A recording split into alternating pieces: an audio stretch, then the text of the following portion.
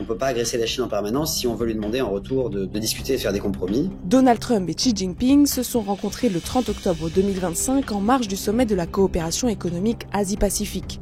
Et ils ont annoncé avoir conclu un accord. It's a great honor to be with a friend of mine, really for a long time now, if you think about it, President of China. Cet accord, qui convient de suspendre pour 1 an les restrictions à l'exportation des terres rares, ainsi que de ramener les droits de douane appliqués aux produits chinois de 20 à 10%, démontre aussi une chose. La Chine a réussi à tenir tête à Donald Trump dans cette guerre commerciale.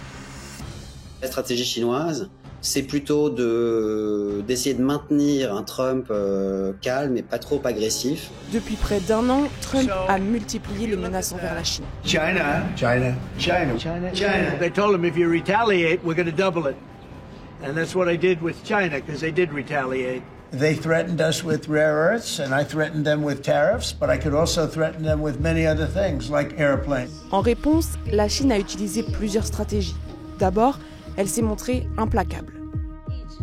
如果美方执意打关税战、贸易战，中方必将奉陪到底。 La Chine, considérant qu'il faut se faire respecter, que d'une certaine manière, il ne faut pas chercher tant que ça le compromis avec Trump, mais qu'au contraire, il faut se montrer fort. Elle a sorti plusieurs cartes qu'elle avait dans son jeu, que probablement l'administration Trump avait assez peu anticipé. La première carte, c'est celle des terres rares. Ces métaux stratégiques sont nécessaires dans les nouvelles technologies comme les téléphones ou les véhicules électriques, mais aussi dans le secteur de l'énergie ou de l'aérospatiale. Les États-Unis en ont donc besoin, et c'est là que la Chine peut faire pression. Elle en fait 70% de l'extraction, et c'est le seul pays qui sait en fait les transformer pour faire les aimants qui sont utilisés dans les produits technologiques. Pékin menace donc de contrôler ces exportations. 我们已经就稀土出口管制政策多次阐明了立场。中方依法对相关物项实施出口管制，目的是更好地维护世界和平与地区稳定。 Autre produit, autre stratégie, le soja. Les États-Unis exportent beaucoup de soja vers la Chine, c'est même leur premier client.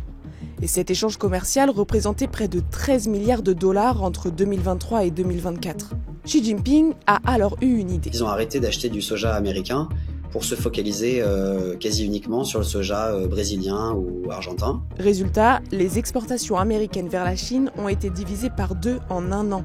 Une situation qui a créé un gouffre commercial et financier pour les producteurs américains, selon le président de l'Association américaine de soja. En fait, la Chine a d'une certaine manière réussi à créer de problèmes en 6 mois pour qu'ensuite Donald Trump vienne lui demander de les régler.